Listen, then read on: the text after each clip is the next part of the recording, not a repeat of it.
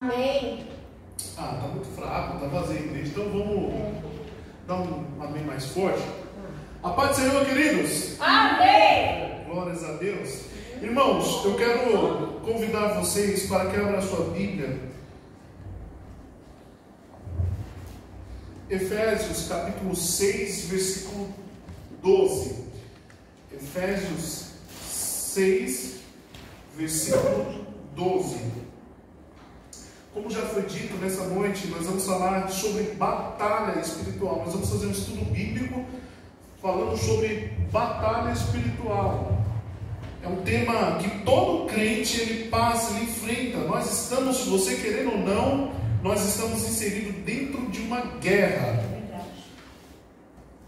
Você aceitando ou não, nós estamos em uma guerra. Efésios capítulo 6 e versículo 12 vai nos dizer. Quem tem aqui no Data Show, mas você que está com a sua Bíblia aí, vai nos dizer o seguinte. Efésios 6, 12. Vamos ler juntos, irmãos, para ficar bonito? Vamos lá. 1, 2, 3. Porque não temos que lutar contra carne e sangue, mas sim contra os principados, contra as potestades, contra os príncipes das trevas deste século, contra as hostes espirituais da maldade nos lugares celestiais. Amém? Os irmãos podem tomar seus assentos. Nós vamos estar vendo hoje, dentro de alguns momentos, dentro de alguns tópicos, esse tema que é muito importante. Então eu peço que você redobre sua atenção, abra seu coração, concentre-se naquilo que Deus tem para nossas vidas, não somente para a sua vida, mas para a vida também do pastor. Então o primeiro ponto é: a nossa luta não é contra carne e sangue. Aqui nós vemos em Efésios capítulo 6, versículo 12, diz: não temos que lutar contra carne, não temos que lutar muito menos contra o sangue, mas aqui em Efésios está escrito, Paulo orienta que nós temos que lutar contra príncipes, contra potestades, contra principados, dominadores. Aqui nessa versão está dizendo contra os dominadores desse mundo tenebroso, contra as forças espirituais do mal, nas regiões celestiais. Então aqui nós estamos vendo hierarquias. No reino das trevas existem príncipes, existem potestades, existem dominadores, existem espíritos que dominam as pessoas. A pessoa não quer fazer algo, mas aquele espírito enganador obriga a pessoa a realizar. A pessoa talvez não quer beber, a pessoa talvez não quer fumar, mas ali existe uma opressão do inimigo que faz com que essa pessoa pratique tais atos. Então nós não devemos lutar em si contra essa pessoa. Você não deve apontar para essa pessoa e dizer: olha, você está errado, você precisa de mudar. Não, você não tem que agredir ela verbalmente. Você precisa entender que existe uma guerra acontecendo. E onde existe uma guerra acontecendo, existe armas, existe meio de se vencer. O cristão precisa entender isso. A nossa guerra não é contra pessoas, não é contra opiniões. Nós não somos chamados por Deus para brigar com pessoas pela sua crença, pela sua ideologia. Não, nós estamos aqui, somos os exércitos de Deus que está guerreando contra o inimigo. Nós não devemos guerrear contra pessoas. Então, se nós entendemos isso, segundo, o inimigo de Deus também é o nosso inimigo. Nós estamos vendo, primeiro, nossa guerra, nossa luta não é contra carne nem sangue. Pastor Daí, quando eu falo segundo slide, amém? Então, quem é o nosso inimigo? Se a guerra não é contra carne nem sangue, então quem é esse inimigo que nós lutamos? O inimigo que é meu e é seu é o inimigo de Deus. Esse inimigo de Deus, ele também é o nosso inimigo. Quando nós compreendemos isso, Gênesis 3, versículo 1 diz: mas a serpente, a mais sagaz que todos os animais selváticos que o Senhor Deus tinha feito, disse à mulher. É assim que Deus disse: não comereis de toda a árvore do jardim? Olha como que a serpente veio. Olha como que o inimigo de Deus, usando a serpente, fez essa pergunta: é assim mesmo que Deus disse, não comereis de toda a árvore do jardim? O inimigo veio com uma dúvida. Esse nosso inimigo, ele é um inimigo sagaz. Aqui está no slide, sagaz significa astuto, enganador. O que alguém ganha enganando ao outro? Isto é egoísmo, se preocupar com seus próprios interesses. Minha luta não é contra minha esposa, não é contra meu marido, contra meu filho, contra meu pai, contra meu patrão. A minha luta, nossa luta, ela é espiritual. Contra quem? Eu já disse, contra os dominadores deste mundo tenebroso, forças espirituais do mal. Assim como a serpente usada pelo diabo, aquele que não tem a revelação do amor de Deus também é. Assim como aquela serpente é sagaz, quem também não recebeu a revelação de Deus também é.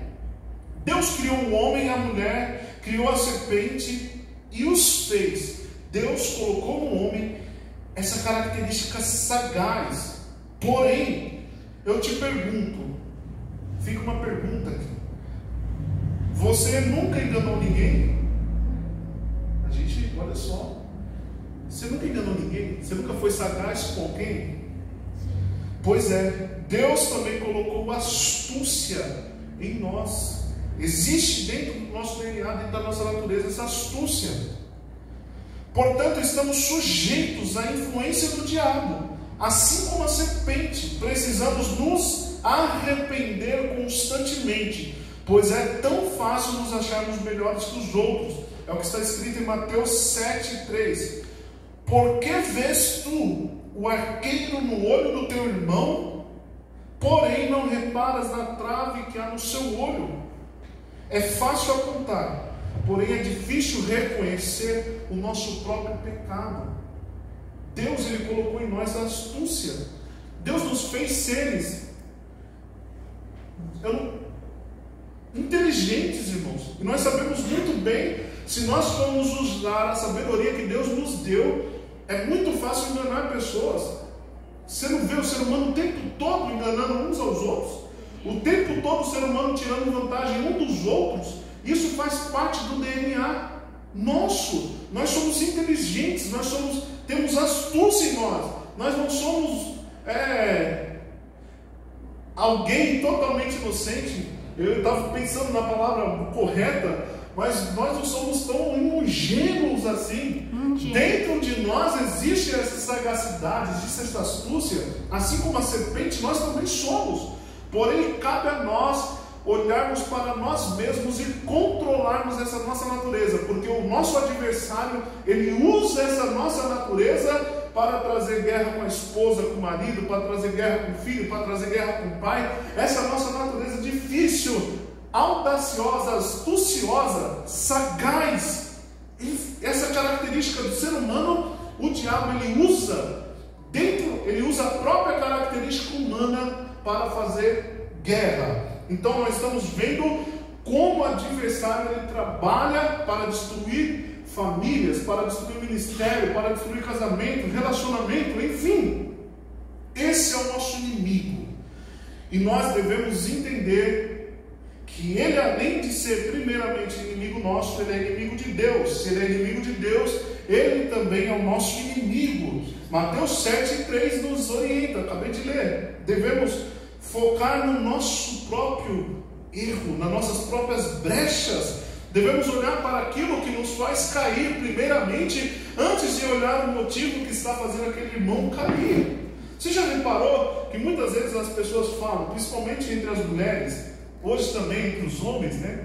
Dizem que quando existe uma mulher fofoqueira, muito pior é um homem fofoqueiro também. Mas você já parou para pensar que todo mundo aponta assim, olha, aquela pessoa ali é fofoqueira, né? Mas você já viu alguém falando, olha, eu estou com uma dificuldade porque eu mesmo sou fofoqueiro?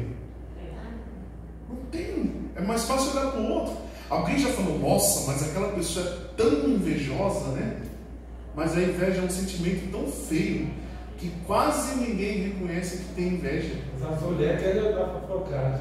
Olha lá, o Iris colocou meia na fogueira, falou que as mulheres também ganham na falatória. Mas irmãos, Olha só, você está vendo como é fácil a gente acusar, mas como é difícil a gente olhar para nós mesmos. É o que Jesus está dizendo: olha, por que você está olhando no arqueiro do teu irmão, repara porém na trave que está no seu olho. Então, nosso inimigo, você precisa entender, não é a pessoa, mas é quem está levando aquela pessoa a agir dessa maneira. 3. Esta luta é uma luta constante que não cessa, pois o inimigo anda à nossa volta. Essa nossa guerra espiritual, ela não acaba, irmão. Se você pensar assim: eu vou fazer um jejum, vou fazer um propósito de oração, essa minha guerra espiritual vai durar somente 3 semanas, depois eu vou sair vitorioso. Olha, eu tenho algo a te dizer. A nossa guerra que nós estamos, ela é constante. E aí no slide está o texto, 1 Pedro capítulo 5, versículo 8. Quem está comigo, posso ouvir um amém? Amém. Sede sóbrios e vigilantes. O diabo, vosso adversário, anda em derredor, como um leão que ruge, procurando quem possa devorar. Como que o adversário está? Ao nosso derredor. Ali a orientação de 1 Pedro está dizendo: olha, vocês precisam ser sóbrios. Você já viu que tem pessoas que parece que andam literalmente embriagadas, né? Pessoas que andam, eu estou aqui, muito inocentes, né, irmãos? Olha, eu vou ali no meio da cara do inimigo. A palavra de Deus, olha, fugir da aparência do mal. Mas tem pessoas que estão procurando o mal. Mas o apóstolo Pedro está dizendo: olha, sede vigilantes e sóbrio, porque o vosso inimigo, ele está em derredor, procurando uma ocasião, procurando uma brecha para te devorar. E você pode estar pensando: o que eu fiz para ser provado? O que eu fiz para estar nessa guerra? Por que eu sou provado dessa forma? Por que o inimigo está me perseguindo? E aí fica a pergunta: o que Adão e Eva fizeram também para ser provados?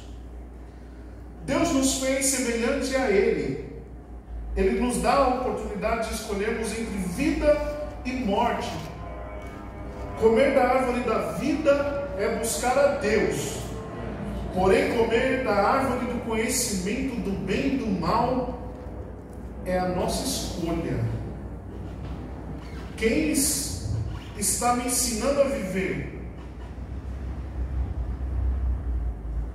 De quem eu dependo? A quem eu busco quando estou desesperado? A quem eu busco quando estou com dúvida? O diabo entrou, estragou a primeira família, mas ele não fez isso sem o consentimento de Adão e Eva. Olha só, então aqui nesse texto, nós podemos pensar: poxa vida, né? Eu estou numa guerra, não fiz nada.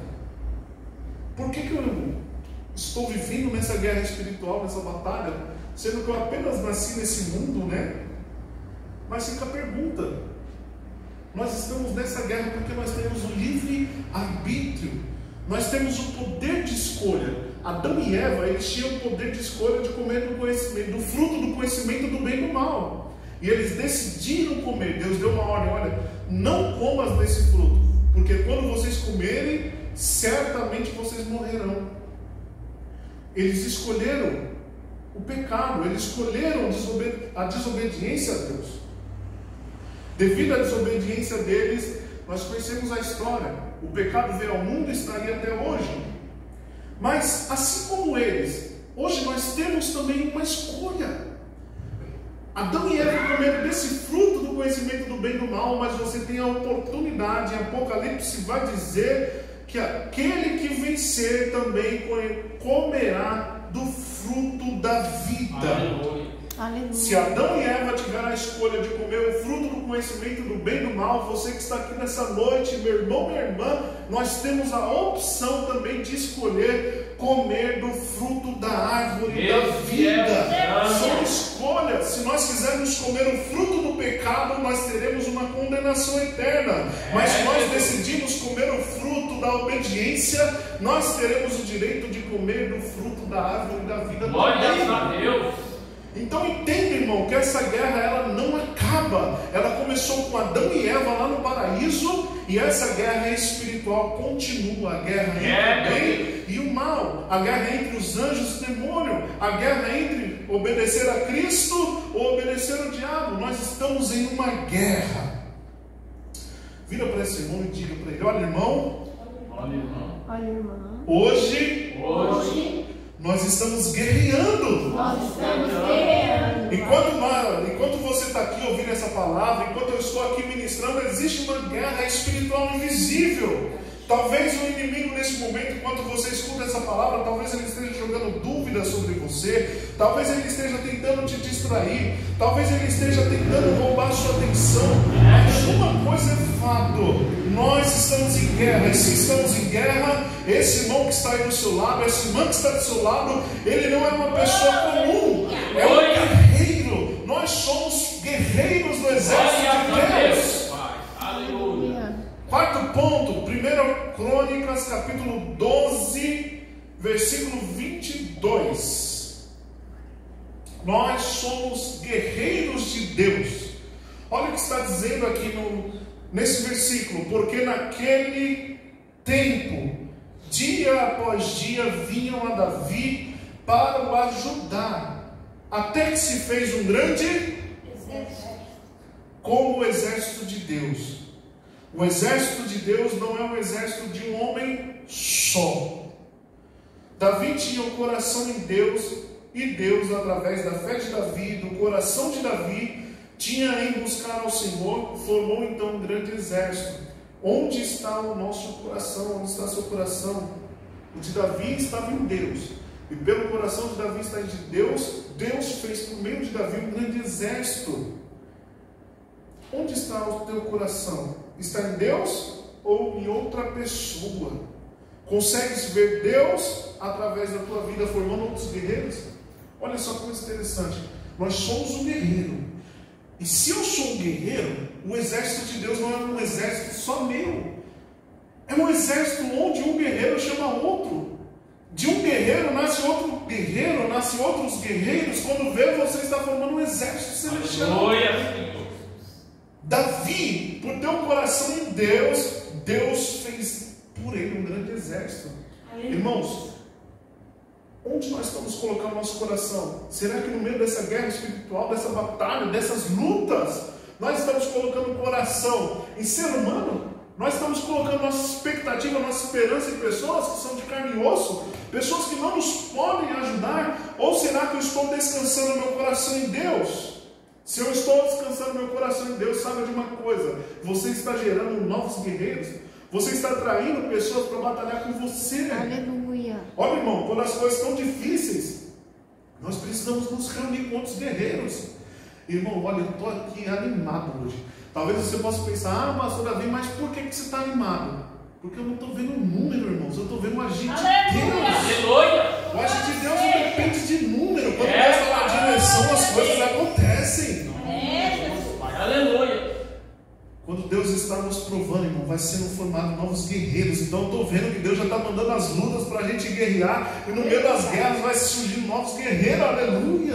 Glória a Deus. Esses dias eu fui na casa da pastora Débora com uma guerreira lá no Bom Retiro. É Deus mandando os guerreiros, e é assim que acontece. No reino de Deus, o povo não se ajunta com comida, se ajunta com guerra, se ajunta na oração, se ajunta na segunda-feira, na Sueli. Agora está tendo um mover extraordinário também ali, que pode começar pela vida do Renato, porque é Deus no meio da guerra trazendo estratégia. Nós temos que entender, irmão, que nós somos soldados. Deus nos olha como guerreiros, como soldados. Ele não vai olhar para a gente como, sabe, a quem está no piquenique. E se Deus, ele é um Deus de guerra, se Ele nos vê como soldado, nós estamos inseridos na guerra. E é no meio da guerra que vem as estratégias.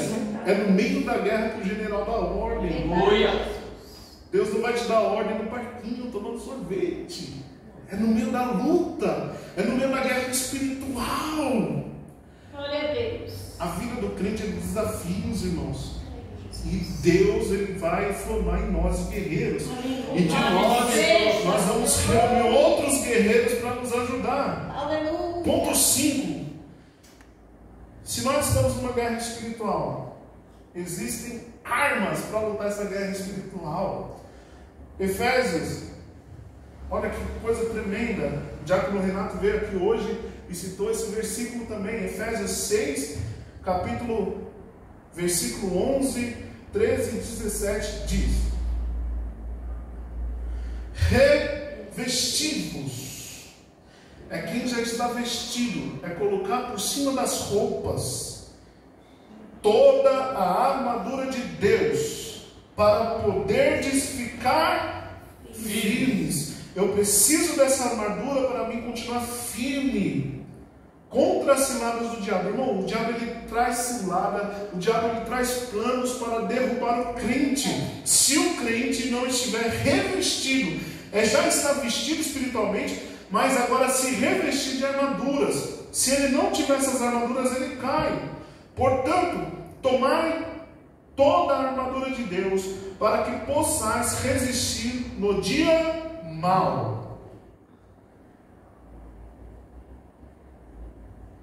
Existem dias que não são normais. Existem dias, esse dia mau não é um dia específico, é um período que surge na nossa vida. Sabe, irmão, existem períodos que está tudo indo bem, está tudo de boa, tudo tranquilo. Você acorda, tem um arco-íris que abre na sua cabeça. Você vai pôr o pé no chão, de repente tem um passarinho trazendo seu sapato e colocando no seu pé como uma Cinderela. Você acorda, a esposa já está com pão na chapa, na cama, tudo indo bem, tudo uma beleza. Mas tem dias, irmãos, que tudo dá errado. E não é somente um dia, são períodos. E a palavra de Deus diz que esses períodos chegam. É um dia mau. E além do dia mau vir, para que eu possa resistir a esse dia mau, eu preciso estar com as armaduras de Deus. Meu Deus. E depois de ter vencido, olha só, para que possais resistir no dia mau, e depois que você vencer esse dia mau, está dizendo o texto, depois de ter vencido tudo, permanecer inabaláveis. Irmão, tem crente que ele se abala de uma forma terrível no dia mau. Tem crente que ele se abala quando o diabo lança ciladas contra ele. Mas aqui está dizendo que quem está revestido dessa armadura, ele permanece inabalável. Estais, pois, firmes, tendo cingido-vos com a verdade, e vestindo-vos da couraça da justiça, calçai os pés com a preparação do evangelho da paz, embraçando sempre o escudo da fé, com o qual podeis apagar todos os dardos inflamados do maligno. Tomai também o capacete da salvação e a espada do Espírito, que é a palavra. A palavra de Deus, ela é a espada, ela é a arma do cristão contra o inimigo. Então aqui, irmãos, nós temos de aqui eles têm A, B, C, D e E. Primeiro, nós temos aqui essa armadura, vestir a verdade como um cinturão. A palavra é a minha cinta. Então, uma armadura de guerra, o cinturão, essa couraça, vestir a verdade como um cinturão. Depois, a justiça é o meu colete. Aqui o que Efésios está dizendo, primeiro é o cinturão, depois o colete é a justiça. A justiça de Deus não é o que eu acho, é o que é justo. Quem anda na justiça de Deus é como ele estivesse com um colete à prova de balas, é uma armadura. O evangelho da paz é o meu calçado, é a minha bota, é uma armadura. Jesus é a resposta de Deus, sabe o que é melhor para nós. Depois, aqui Paulo ele está mandando uma lista para nós. A fé é o meu escudo, a minha proteção contra os ataques do inimigo. Então, Olha só quantas armaduras. Você sabia que quando o adversário vem com um pensamento ruim sobre a sua vida, sabe quando você está de repente no trabalho, quando você está de repente em casa, quando você está desanimado, vê uma seta, eu vou desistir da igreja porque não está adiantando mais nada. Isso é um dado do inimigo, é uma seta que ele lança. E como que você pode se defender dessa seta? Pela fé. A fé é um escudo. Porque quando o diabo lança esse pensamento, você usa a fé para contra-atacar. Você fala, olha, nesse momento não está acontecendo, mas eu tenho fé que vai acontecer. Eu tenho fé que a minha família vai mudar. Eu tenho fé que esse quadro vai ser mudado. E pela fé você revida os ataques do inimigo. Depois, o outro item que aqui está, a salvação é o meu capacete. Me arrependi de uma vida sem Deus. Fui transformado em uma nova pessoa. Nenhuma acusação pode penetrar na minha mente. Então quem tem o capacete da salvação, ele tem essa consciência. Eu fui regenerado, não existe mais domínio sobre minha vida, porque agora eu tenho o capacete da salvação. O inimigo, irmão, ele ataca terrivelmente a mente do servo de Deus. Você já teve a experiência de orar por alguém possesso de demônio? A primeira coisa que o demônio fala: você não tem autoridade, eu te conheço. Você é pecador, você fez isso. Ele usa o medo.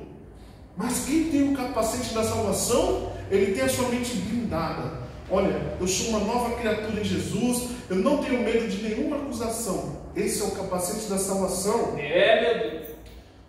Outra armadura de Deus, que Deus nos deu, é a palavra. A palavra de Deus é a nossa arma. A espada é uma arma de ataque. Com ela que eu vou atacar o inimigo. Irmão, você vai atacar o inimigo, sabe como? Pela palavra. Pela palavra de Deus você ataca ele. Ele vai tentar te afrontar, mas pela palavra você vence. Foi pela palavra que Jesus venceu o inimigo. Jesus, 40 dias de jejum, ele apareceu no deserto. E Jesus proferiu a palavra contra o inimigo. O inimigo disse a Jesus: olha, se lance daqui, porque está escrito. Essa palavra era uma espada tão poderosa que até o adversário usa ela contra o crente. O adversário usa o que está escrito aqui para te atacar. Olha, você não pode fazer isso, porque a palavra diz isso. Olha, você não pode comer carne de porco, porque está escrito. Olha, você não pode trabalhar aos sábados, você não pode isso, você não pode aquilo, lançando jugo. Mas pela palavra Jesus revidou o adversário e disse: olha, nem só de pão viverá o homem, mas de toda a palavra que sai da boca de Deus. Quem me tolera mais um tópico, o tópico 6, posso ouvir glória a Deus? Glória a Deus. Nós estamos em guerra espiritual, irmãos. Nós estamos numa peleja. Mas existe uma boa notícia. Olha para esse irmão e para essa irmã com fé e diga para ela: tem uma boa notícia. Tem uma boa notícia. Glória a Deus. Para esse irmão se animar. Tem uma boa notícia. Tem uma boa notícia, Iris. Tem uma boa notícia da Ene. Nós estamos em uma guerra. Só que essa guerra ela é tremenda. Porque nessa guerra a vitória é certa. Aleluia, meu filho. Nessa guerra contra o inimigo, meu irmão, você não vai perder. Não existe chance de derrota. Porque o nosso capitão é Jesus. Deus fiel e santo. Ele garante a nossa vitória contra o inimigo. Aleluia. Às vezes no meio dessa mensagem dá uma impressão que está muito difícil a coisa. Parece que essa guerra é muito difícil. Mas, irmão, se você tiver com a preparação do Evangelho nos pés, se você tiver com a couraça da justiça, se você tiver com o escudo da fé, se você estiver com a palavra afiada, não tem inimigo que vai ficar na sua frente. Meu Deus. Aleluia. Tem muito testemunho de pessoas de outra denominação, pessoas de outras religiões que falam, dá conselho e fala: olha, não mexe com os crentes não, a gente faz trabalho para tudo, mas com os crentes não dá certo, porque eles têm uma luz maior com eles são protegidos, e não dá certo um trabalho nenhum contra a sua vida, nem contra a minha vida, irmão, porque a nossa vitória está no nome de Jesus. Meu Pai. Deuteronômio 24 diz: pois o Senhor, vosso Deus, é quem vai convosco a pelejar.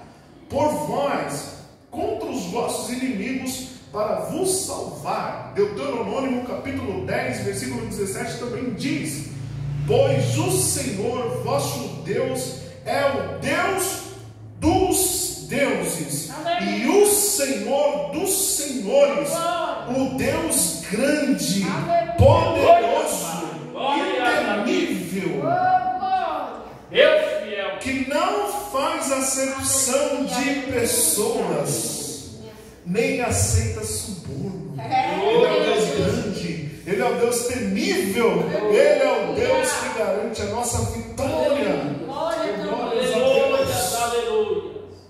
Ele não aceita suborno, Ele não lança ninguém fora. Para nós terminarmos, guarde no seu coração esses versículos. Eu não coloquei ali no slide, mas pastora Daí, se você conseguir me ajudar, 1 Pedro, olha só, Romanos, capítulo 12, versículo 1 e 2. Romanos. Capítulo 12, versículo 1 e 2. Guarda no seu coração. Vai nos dizer: rogo-vos, pois, irmãos, pelas misericórdias de Deus, que apresenteis o vosso corpo por sacrifício vivo, santo, agradável a Deus, que é o vosso culto racional. E não vos conformeis com este século, mas transformai-vos pela renovação da vossa mente, para que experimenteis qual seja a boa, agradável, perfeita vontade de Deus. Nesta guerra, irmãos, você vai vencer, nós vamos vencer. Glória Não a deixe o Jesus. inimigo desanimar, essa guerra está ganha. Eita, Deus A vitória é poderoso. nossa. Filipenses capítulo 4, versículo 13 diz: tudo posso naquele que me fortalece. Aleluia. Mateus capítulo 19, versículo 26 nos diz: Jesus, fitando neles o olhar, disse-lhes: isto é impossível aos homens, mas para Deus tudo é possível. Aleluia. João capítulo 14, versículo 12 ao 15: em verdade vos digo, aquele que crê em mim fará também as obras que eu faço, e outras maiores fará, porque eu vou para o Pai, junto do Pai, e tudo quanto pedirdes em meu nome, isso farei, a fim de que o Pai seja glorificado no Filho, se me pedirdes alguma coisa em meu nome. O fareis, se me amais, guardai os meus mandamentos. Glórias a Deus.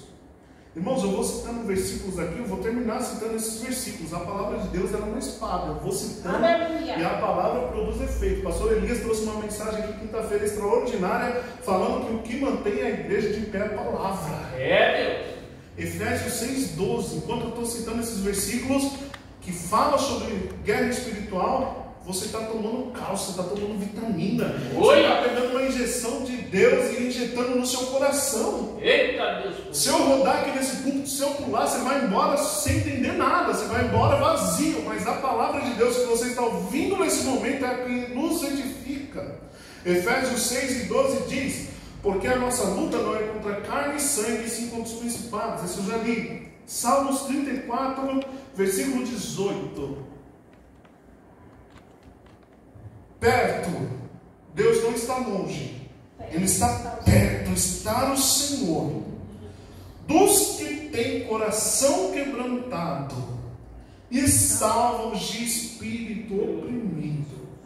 Nesta batalha espiritual, você pode chegar um momento dessa batalha que você está cansado, que você está com o espírito quebrantado, mas esse seu Deus, esse nosso Deus, Ele está dizendo: olha, quando essa guerra espiritual estiver difícil, eu vou estar perto. Aleluia. Perto está o Senhor dos que têm coração quebrantado e salva. Ele não vai deixar o inimigo acabar com você, Ele vai te salvar. Quando você estiver com o espírito oprimido, Vai chegar momentos dessa batalha que você vai falar: Senhor, me salva, porque eu não tenho mais força de guerrear. Nesse momento o Senhor está perto. Salmo 27:14. Espera pelo Senhor, tem bom ânimo, fortifique o teu coração, espera mais uma vez, pois pelo Senhor. João 16:33. Estas coisas vos tenho dito para que tenhais paz em mim. No mundo passareis por aflição, mas tem bom ânimo. Eu venci o mundo. Lucas 10:19. Eis aí vos dei autoridade para pisar de serpentes e escorpiões, e sobre todo o poder do inimigo, e nada, absolutamente, vos causará dano. Meu Pai. Olha, eu tenho mais 3 versículos para edificar a sua fé, para a gente ir para casa, crendo que essa guerra está ganha. Aleluia. Marcos 16:17. Esses Aleluia. sinais hão de acompanhar aqueles que creem. Em meu nome expelirão demônios. 2 Coríntios 10:5. E toda altivez que se levante contra o conhecimento de Deus, e levando cativo todo o pensamento à obediência de Cristo. Tiago, versículo 1 e 5. Eu acabo aqui. Se porém, nessa batalha, você fala: Senhor, como eu vou vencer essa provação? Senhor, como que eu vou vencer esse momento difícil? Senhor, como eu faço agora na minha vida? Tem algo difícil acontecendo comigo. Me dá sabedoria para que eu venha vencer. Olha que Tiago 1,5 nos diz: se porém algum de vós necessita de sabedoria, peça a Deus, que a todos dá liberadamente, e nada lhes improperá, e se lhe há concedido. Olha só, aqui está dizendo diferente: se alguém de vós tem falta de sabedoria, peça a Deus, que a dá a todos liberadamente, e não lance em rosto, e será dada. Querido, nós estamos numa guerra, mas nessa guerra constante, se nós usarmos as ferramentas certas, nós já vamos vencer. Agora, se você quiser lutar essa guerra na maneira carnal, você já perdeu.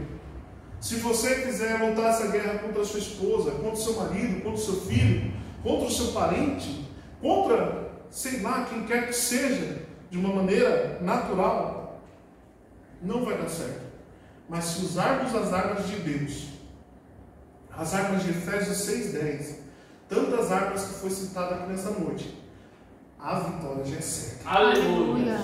Então, vá para sua casa crendo, revista-se, Glória. busque na oração, busque em Deus. Aleluia. A diaconisa Sueli disse no começo aqui, ela pediu ao Senhor os dons. Peça a Deus essas ferramentas. Aleluia. Peça a Deus sabedoria, pois Ele dá a quem pede. Está acessível. Deus é poderoso e Ele está no nosso barco. Amém? Aleluia, Senhor. Povo de Deus, eu quero passar alguns avisos. Nossa oração de segunda-feira, irmãos, eu conversei com a Sueli, e nós precisamos de uma estratégia de Deus. Porque nós sabemos muito bem a correria dos irmãos, né? Nosso irmão Willi chega ali sempre 8, 8:10, que os ônibus demoram, ele sai às vezes 7:30, 7:40. Pastora Débora, na semana também que eu trabalho. Então nós estamos orando, pedindo a Deus uma estratégia. E eu tenho quase certeza que no começo desse culto Deus já moveu a água, as águas já nos deu a estratégia. Deus já nos tem dado a direção, né? Depois só precisa acertar com o Renato como que nós podemos fazer e ver com os irmãos. Porque eu falei com o Senhor, a gente precisava de um ponto de culto, alguma coisa para a gente fazer, para a gente se reunir e tirar a oração de repente da segunda-feira e encaixar melhor os horários dos irmãos. Então, irmãos, vamos orando, vamos pensando, e eu tenho certeza que Deus já deu o caminho, né? Deus já nos deu, abriu os nossos olhos. Então, de repente, a gente precisa só pensar num dia que fica mais fácil, talvez uma sexta-feira à noite, talvez uma sexta-feira das 8 às 9, a gente se reunir, talvez no sábado, não sei. Mas nós vamos pensando, conversando com os irmãos, mas nós vamos nos reunir sempre. E até no começo do culto, estava conversando com o Renato, e ele não sabia, né, que eu tinha conversado com a Sueli. Deus é tão maravilhoso que o sonho que eu contei para ele, veio um irmão lá no trabalho dele, Deus deu uma visão lá para o amigo dele, falou: olha, Renato, estou vendo aqui pessoas no ciclo, tipo orando, como se fosse tipo um ponto de pregação, mas estão aqui, orando aqui no salão.